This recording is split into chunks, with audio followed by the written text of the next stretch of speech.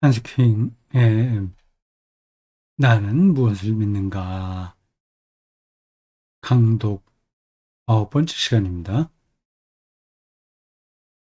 무엇을 믿는가? 이렇게 말을 하고 있어요. 근데 근데 그 말은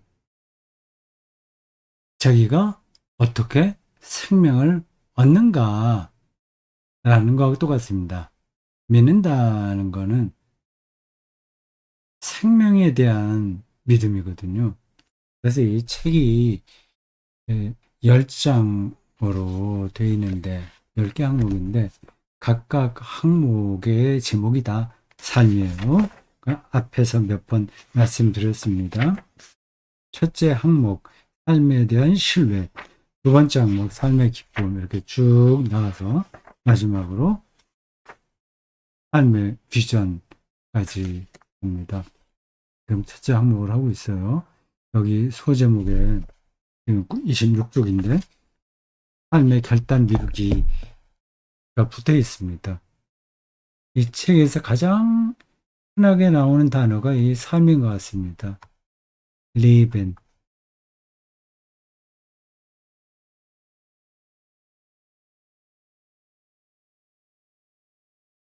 리벤, 삶. 삶의 결단 미루기 26쪽이에요. 읽어보겠습니다. 자신의 인간 실존과 직결되는 중대한 의심을 극복하지 못하고 또는 극복하려 하지 않고 오랜 세월 마음속에 품고 다니는 사람이 있다.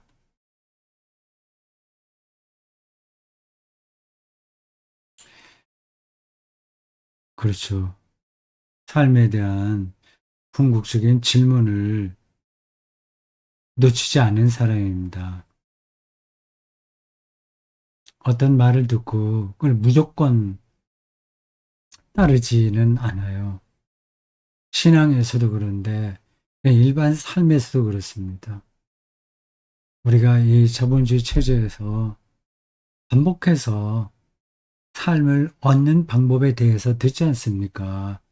그래서 그러한 방법대로 또 자녀들을 키웠거나 지금 키우고 있죠.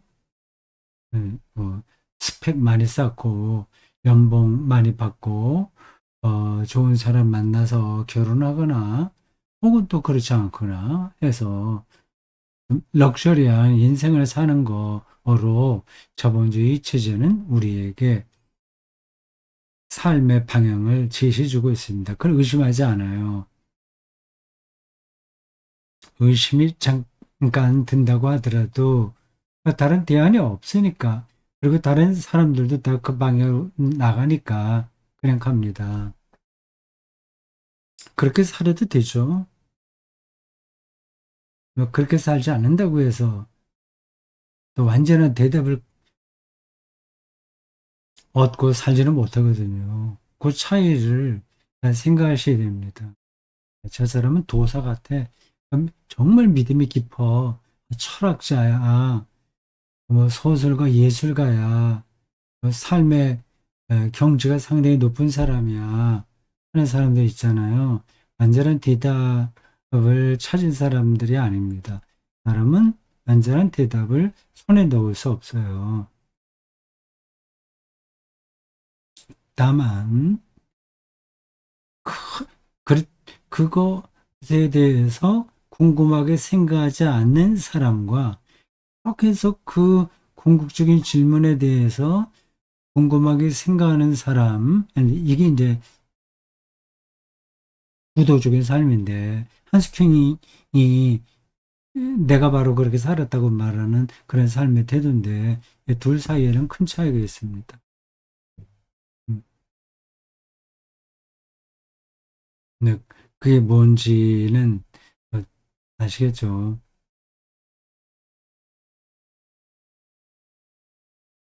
네, 그건 뭐, 이 책이 계속해서 이제 그 문제를 붙들고 있는 거니까요. 근데 그게 그 차이가 일단 겉으로 확 드러나진 않아요. 그러나 큰 차이가 있습니다. 비유적으로 설명할게요. 이게 제가 목사로 살았으니까 그 교회와 관련된 예, 이야기를 비유 혹은 예로 들을 수 있습니다. 신학대학 졸업하고 일정 기간 수련을 닦은 다음 그 목사 고시에 합격하고 또 면접 등등을 다 합격해서 목사 안수 받은 다음에 목회자를 나서지 않습니까?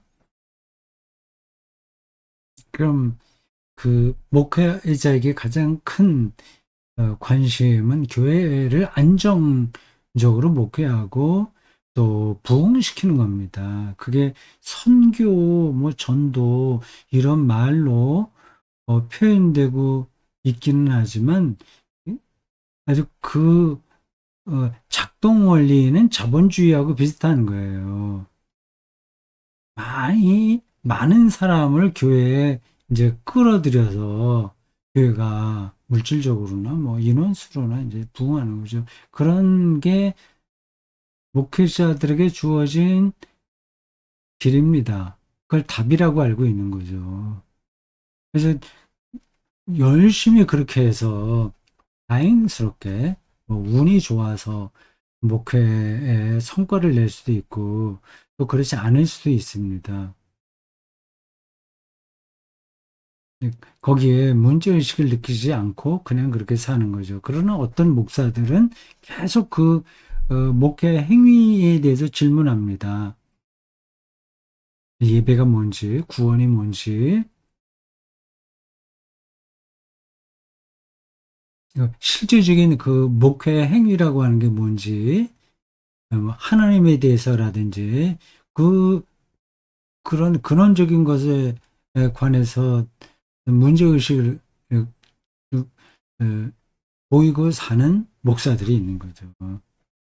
생각 없이 그냥 그, 어, 틀 안에서 적응해서, 어, 이름난 그런 목사가 될 수도 있고요. 근데 문제의식을 갖고 철저하게 실존적으로 자기 행위를 반성하며 성찰하면서 사, 아, 알았으나, 소위 말해서 목회에 실패할 수도 있습니다.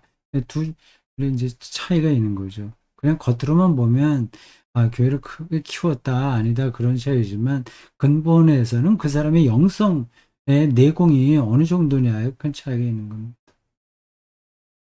우리의 삶도 비슷한 거죠. 이 한스 킹은 오랜 세월 마음속에 그 근원적인 문제의식을 품고 살았습니다. 음, 죽을 때까지 그랬겠죠. 죽을 때까지. 나 역시 그런 사람 중에 하나다. 이렇게 말하잖아요. 이와 관련하여 마틴 발서가 생각난다. 발서가 제 이름은 많이 들었는데 음, 어떤 사람인지 정확하게는 모르겠습니다. 여기 괄호로 열어서 이렇게 그 사람에 대해서 간단한 소개를 하네요. 그는 균터 그라스와 함께 유명한 독일 소설가죠. 균터 그라스. 노벨 문학상 받았죠. 그 사람이 쓴 책이 영화로 베스트셀러입니다. 두꺼운 책이에요. 왜 근데 그 책 이름이 생각이 안 날까요? 균터 그라스. 그 사람의 자서전도 제가 몇 년 전 영천 도서관 자주 왔다 갔다 할 때 읽었습니다. 그 유명한 책인데 생각이 안 나네요.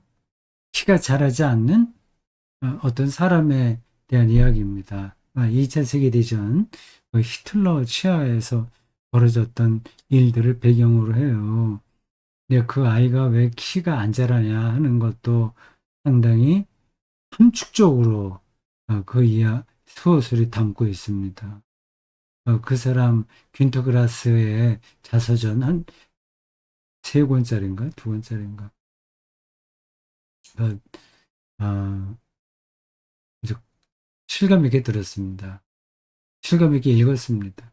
그 사람이 나치에 동조했다? 뭐 약간 그런 음, 비판이 있었어요. 하이데거도 뭐 그렇게 비판받았으니까요. 윈터 그라스와 함께 나와 동년배이며 마르틴 발서, 독일어로 어떻게 되는지 모르겠네요. 현대 가장 언어 구사력에 뛰어난 작가 중에 한 사람이다. 나는 바이로이트 축제 기념 공연에 쉬는 시간에 그와 단 한 차례 짧지만 친밀한 대화를 나누었다. 나는 그에게 이제 소설에서 종교를 주제로 다루어야 할 때가 되지 않았느냐고 물었다. 그, 그 마르틴 발서가 이제 나이가 좀 들었으니까 종교를 주제로 해서 소설을 써보시라 제안했겠죠. 그는 대답하기를 사실은 그 주제를 다듬지 않은 채 마음속에 품고 있다고. 그러나 아직 때가 이르지 않았다고 했다. 젊은 시절에 그렇게 얘기했을까요? 어느 시절인지 모르겠습니다. 바이로이트 축제라고 하는데 시대가 언제인지 모르겠어요. 이제 우리는 80살이 되었다. 저는 아직 10년이 더 남았네요. 그리고 발서는 마지막 소설에서 한 젊은 처녀에게 맹렬한 정념을 불태우다 비웃음에 맞닥뜨려 좌절하는 74살의 늙은 괴테에 관해 이야기한다. 괴테 파우스트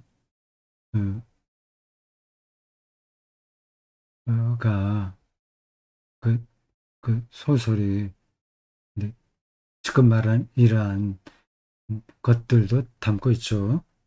그 소설은 혹시 마르틴 발서를 위한 거울 이야기일까? 아니면 괴테의 그레첸 나오네요. 파우스트의 여주인공 그레첸.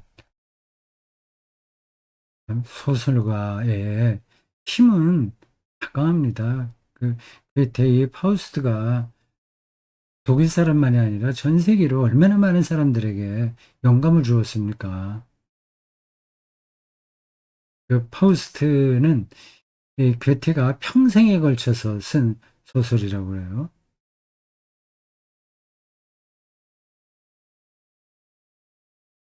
괴테의 그레첸의 물음. 당신은 종교를 어찌 생각해요? 이 물음을 최종적으로 유보한 것일까? 음. 당시 나의 물음이 근본적으로 겨냥한 것은 사실 종교가 아니라 삶 전반에 관한 관점이었다. 예, 다시 삶에 대한 얘기가 나오죠. 종교도 결국은 생명의 문제거든요. 예수께서 나는 길이요, 어, 길이요, 진리요, 생명이다. 이렇게 말씀하셨다고 요한복음 기자가 전하죠. 그러나 예수께서 직접 하신 친언은 아닐 겁니다.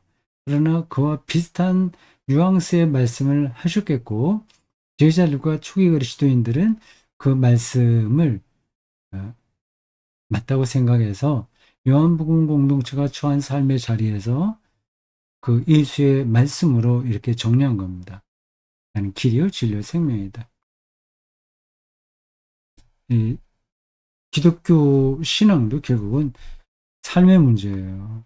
내 삶이 뭐 기독교인들에게 따로 있고 그러지 않은 사람들에게 따로 있는 건 아니잖아요. 삶은 삶이잖아요. 이 삶에 단단하게 뿌리를 내리고 교회가 예배도 드리고 또 목사는 그렇게 설교를 해야 되지 않겠습니까? 이 삶에 대한 그 생물학적 이해로부터 시작해서 철학과 예술, 문학이 어떻게 생각하는지에 대해서 알아야 되지 않겠습니까? 그리고 타종교에서는 이 삶을 어떻게 생각하는지 또한 알아야 되지 않겠습니까?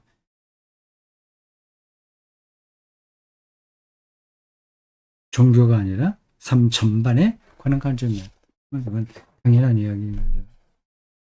세상과 나 자신의 극히 의심스러운 현실이 그 의미와 가치를 실로 자명하기에 확신할 만한 것이 전혀 아닌데도 시간 내며 강요한다면 어떻게 나는 인간의 경험, 태도, 행위 전체를 포괄하는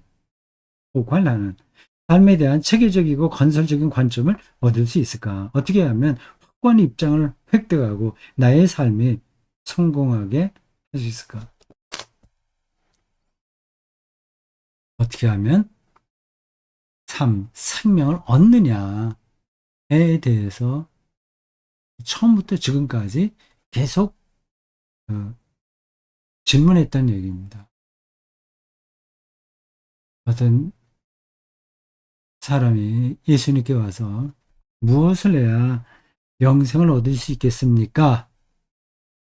그렇게 질문했잖아요. 그것도 생명입니다. 영원한 생명. 음, 생명이 뭘까요? 삶이 뭘까요? 우리가 살고 있는데 그 비밀을 알지를 못합니다. 지금 어, 강도 녹화하는 날이 9월 3일 화요일 오후 시간이에요.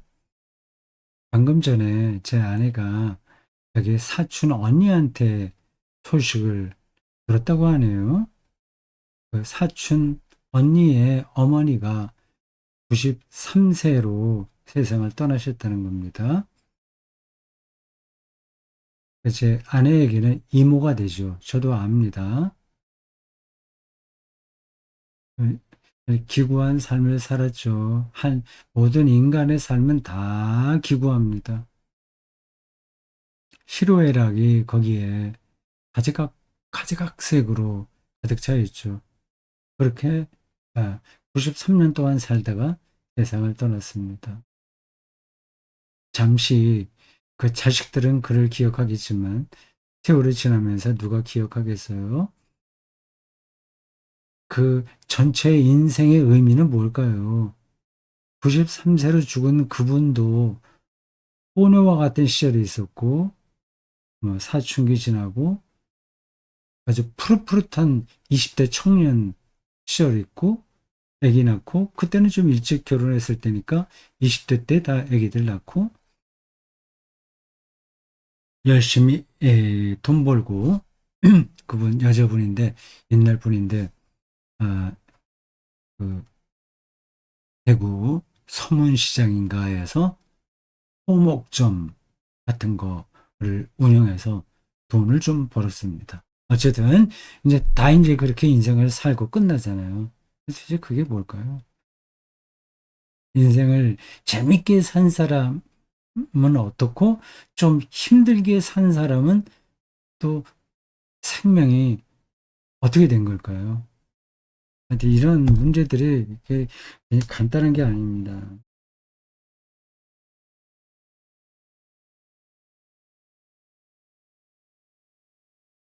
어떻게 하면 확고한 입장을 확대하고 생명에 대해서 우리 그리스도인들에게 성투적인 표현을 하면 어떻게 구원의 확신을 얻냐 이거죠.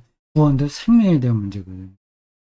네, 네, 그냥 무조건 나는 구원받습니다. 뭐 이런 식으로 하면 이건 사이비 이단에 불과한 거죠. 사이비 이단들의 열정이 얼마나 강합니까? 그 열정만 갖고 그의 생명이 풍성해졌다고 말할 수 있나요? 이 근본 물음에서 관건은 필경, 나의 자유로운, 또 바로 그래서 책임 있는 입장 표명이다. 나는 나의 유전자나 무의식에 의해 총체적으로 미리 프로그래밍 되어 있는 것도 아니고 환경에 의해 전적으로 좌우되는 것도 아니다. 유전자에 의해서 결정된 것도 아니고 환경에 의해서 완벽하게 좌우되는 것도 아니다. 환경을 극복할 수 있고 유전자의 그 경향으로부터 또 그거를 넘어설 수도 있거든요. 나는 한계들 안에서 자유롭다. 다 한계예요. 예, 그, 이건 아주 일반적인 얘기입니다. 예, 유전과 환경의 문제, 환경. 이 다 우리의 삶을 결정하는 요소들이잖아요. 이런 다 중요하죠. 네, 여기로부터 자유롭다. 뇌 생리학자들의 온갖 과장된 논증에도 불구하고 뇌 생리학자 지금 뇌가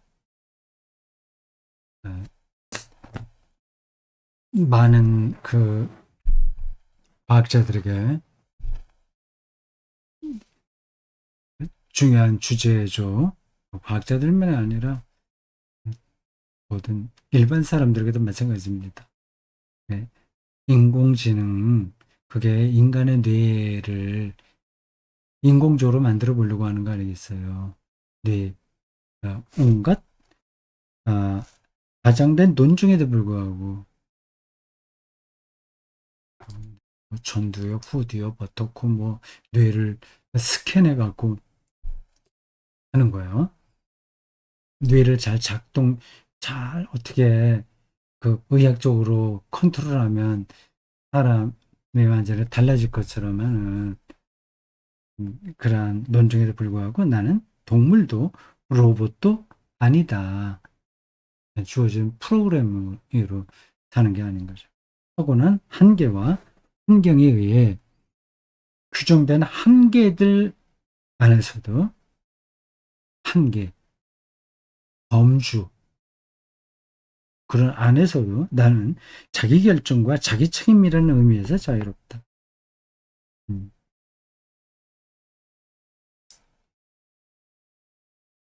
자기 결정과 자기 책임.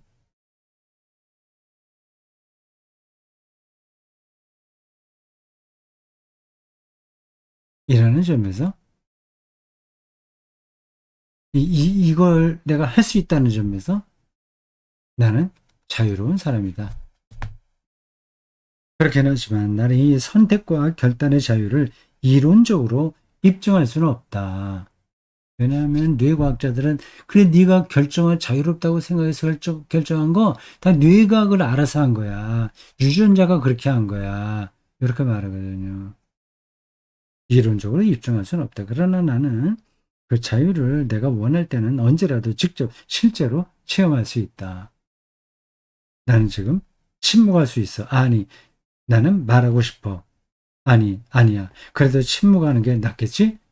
요컨대 나는 다른 것도 할 수 있고 지금도 다르게 하고 있다.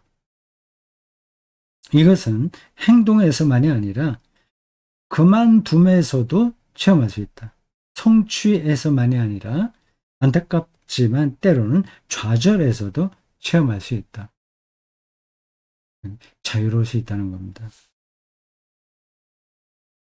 일상의 사소한 문제들에서 이미 나는 이렇게 또는 다르게 결정할 수 있다. 그러나 또한 원칙 문제들에서도 나는 나의 원칙적인 삶의 태도 문제에서도 그렇게 할 수 있다. 좀 더 정확하게 말하면 나는 그 문제를 회피하거나 미루거나 억지로 몰아낼 수 있으며 대충 그냥 살아가거나 확정된 결과를 기피할 수 있다. 심리학적으로 많은 가능성이 존재하지만 철학적으로 보자면 긍정적이거나 부정적인 대안 중에 선택이 근본적인 문제다. 선택이 가장 중요하다. 그런 얘기죠. 그러니까 삶에 대해서 내가 어떤 선택으로 그걸 경험하느냐 하는 거가 중요하다는 뜻입니다. 그리고 나는 삶의 위기에 극적으로 대두하는 삶에 대한 태도의 이 두 가지 가능성, 면밀히 성찰하는 것이 도움이 된다는 것을 체험했다.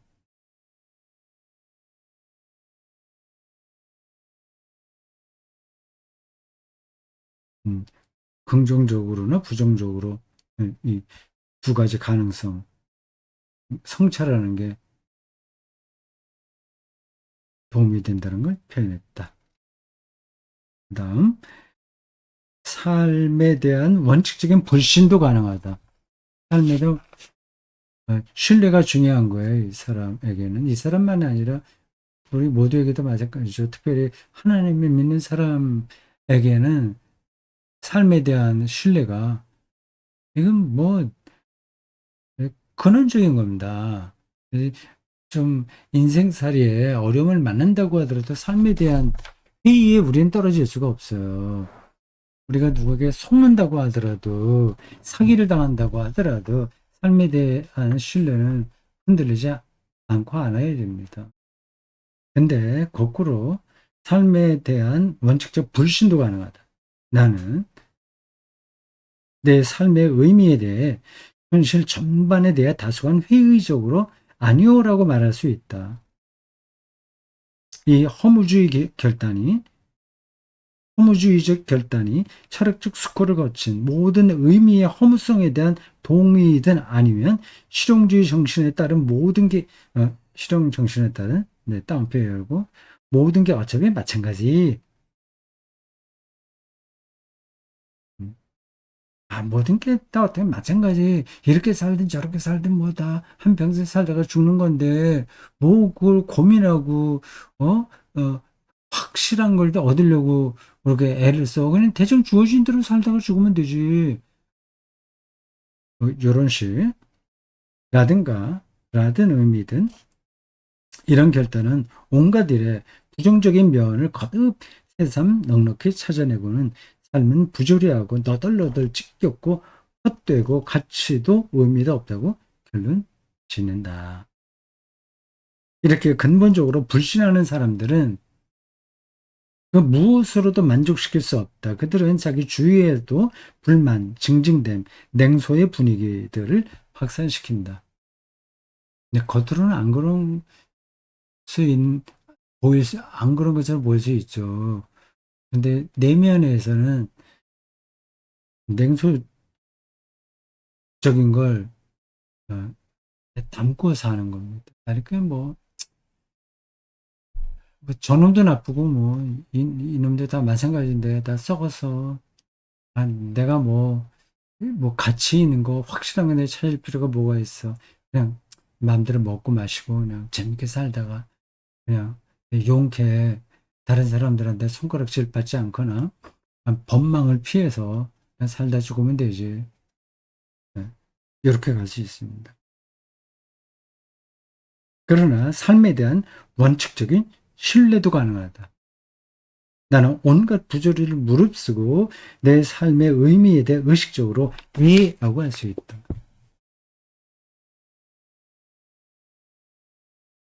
온갖 불확실성,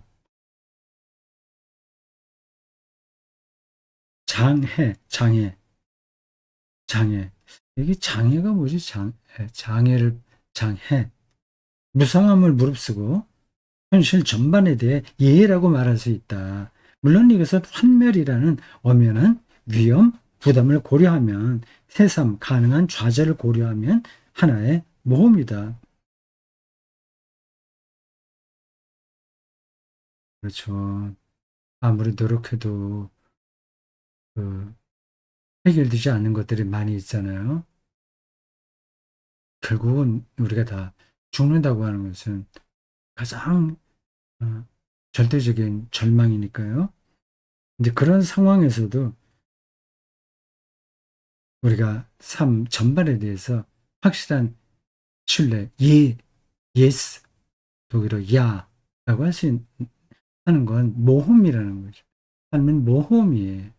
아무도 손 안에 딱 그걸 붙들고 사는 게 아닙니다. 물론 나는 내 삶에 성공하기를 바라고 온갖 약점과 결함에도 불구하고 나 자신에게 온전히 만족하고 싶다. 그렇진 삶이 아니라 성취된 삶을 바란다. 그러면 이 문제에서 나를 도와주는 것은 무엇인가?